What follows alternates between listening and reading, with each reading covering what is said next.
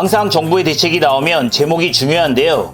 2015년 9월 7일 주택 공급 확대 방안이라고 쓰여 있는데 제 눈에는 지금 가격 상승을 주도하고 있는 서울 주요 지역에 대한 공급 대책은 없고 그냥 대출 규제, 전세 대출 규제, 개인 간 거래, 자금 출처 감시 강화 방안으로 보이는데 영상 시작해보죠. 안녕하세요. 부동산 강사 현입니다. 지난 6.27 규제는 대출 규제였습니다. 수도권과 과밀 억제 권역 대출을 6억 원 한도로 묶는 것이죠. 자, 이제 수요를 억제했으니 공급을 늘려야겠죠. 그래야 시장의 가격이 잡힐 테니 말이죠. 그래서 정부가 심혈을 기울여서 9월 7일 주택 공급 확대 방안을 발표했습니다.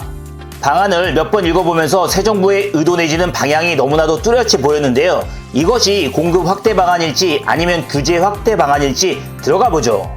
자, 지금 대한민국 부동산 시장의 본질은 무엇일까요? 집이 없는 것일까요? 아니요, 집은 많습니다. 수도권에도 서울 인근으로 주거 환경이 우수해서 살기 좋은 곳들이 많이 있는데요. 북으로는 운정 신도시, 일산 구도심지, 양주 신도시, 김포 신도시, 검단 신도시, 남으로도 용인 동백지구, 광교 신도시, 동탄 신도시, 서쪽으로는 경기 백오 신도시, 수원 안산, 심지어 강원도 원주 신도시 기타 등등 아주 살기 좋은 곳들이 많이 있습니다. 더 넓히면 대구, 부산, 광주, 광역시 등등이죠. 헌데 이곳의 부동산 가격이 폭등했다는 뉴스 몇 년 사이에 들어본 적이 있을까요? 이곳들은 생각보다 가보면 살기 괜찮은 곳들입니다. 또 과거에 부동산 가격이 올랐기도 했었죠. 헌데 문재인 정부 시절 모든 국민은 집을 한 채만 가지라고 다주택자 규제 내지 부동산 세금 규제를 하니 지금 현재 부동산 시장의 문제는 서울, 강남, 서초, 송파 등 주요 10여 개구의 쏠림 현상이 나타난 것이고 이를 어떻게 극복하느냐가 관건이며 정부의 공급 대책 중 가장 심혈을 기울여야 할 부분이죠. 질문 하나 드리면 만일 지금 신혼생활을 누군가와 같이 시작하시고 그냥 마구잡이로 한 곳을 고르라 한다면 송파구의 잠실 인근이 좋으세요? 아니면 경기도 시흥 백오 신도시 아니면 용인시 동백지구 같은 곳이 좋으세요? 이번 대책에서는 서울 핵심 지역에 대한 대책 이것이 없다는 것입니다. 이번 대책에서 떠오르는 몇 가지 핵심 사항을 보면 수도권 공공택지에서 LH가 전면에 나서서 직접 시행을 통한 주택 공급 활성화를 한다고 발표했습니다. 기존에는 택지를 조성해서 LH가 공공분양이나 공공임대를 하고 민간의 택지를 분양하여 개발을 하였죠. 즉 공공민간 개발을 병행했습니다. 헌데 이번 대책에서는 LH가 모든 것을 도맡아 하고 민간 건설업자는 도급 수준으로 참여한다는 것이며 심지어 이것을 법제화한다는 것인데요. 이런 생각은 참으로 위험한데 이것이 말이 좋은데 어떻게 보면 전체가 안 좋은 택지 개발지구가 될 수 있는 것이죠. 예를 들어 미사 신도시에서도 LH가 직접 시행, 민간 건설회사가 도급 순으로 한 단지와 민간 건설회사에서 민간 건설회사 주도로 택지 매입과 건설 시행을 분양한 아파트에 질이 다르고 가격면에서 1, 2억 이상 차이가 납니다. 비유가 맞는 것일지 모르겠지만 비싸더라도 삼성 아이폰 같은 하이엔드를 선택할 것이냐? 아니면 중국 오포나 화웨이를 선택할 것이냐인데 공공이 무조건 선이다 이런 생각은 지금과 같이 경기 수도권 전역에 오르지 않는 부동산이 산더미같이 있는 상황에서는 위험합니다.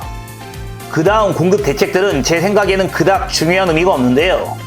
나열해보면 공공임대주택을 재건축하겠다, 본질은 임대주택이고요. 노후 공공청사 등을 개발하겠다, 너무 한정적이고요. 도심 내 유후부지 활용, 철도역 활용 등등인데 이것이 본질적인 사항은 아니고 이런 데를 개발하느니 그냥 1기 신도시 가서 사세요.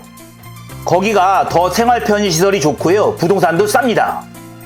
그 다음이 1기 신도시 정비사업 개선인데 핵심이 없죠. 즉 1기 신도시 정비사업의 핵심은 용적률 상향입니다. 핵심은 용적률을 어떻게 얼마나 해주겠다인데 서울에 임대주택을 개발한다 할 때는 용적률 500%라는 말이 나오는데 1기 신도시는 아무리 찾아봐도 용적률 상향에 대한 언급이 없습니다. 용적률 상향 없이는 이렇게 공사비가 막대하게 발생하는데 사업 진행은 불가합니다.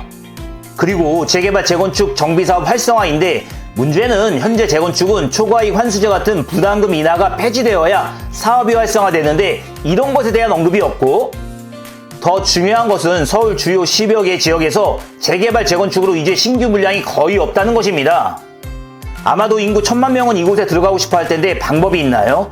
제 눈에는 이번 공급 방안에서 서울 핵심 지역 10개 구에 대한 공급 대책은 없습니다. 1기 신도시도 기존 재개발, 재건축 사업지도 말이죠.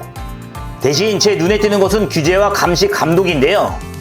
우선 규제지역의 LTV를 50에서 40%로 줄였고 주택 매매 임대사업자 대출을 규제지역과 수도권 비규제지역은 제로로 했습니다. 그냥 이 정도면 서울 수도권에 사는 사람들은 이 정부 끝날 때까지는 자기 자본 없이는 이사하지 말라는 뜻처럼 느껴지는 거죠. 전세대출도 통일되게 수도권 규제지역 2억 원 한도로 걸었고요. 대신 20억 원 이상 주택 거래에 대한 세무조사 강화와 자금 조달 계획서 강화 방안 등이 있습니다. 더 자세한 것은 추후 영상에서 말씀드리고 9월 7일 발표한 주택 공급 대책의 주요 사항은 이 정도입니다. 더 무슨 말을 할 수 있을까요? 새 정부의 의지인데. 하지만 한 가지, 이 나라는 자유자본주의라는 것 제가 잘못 알고 있나요?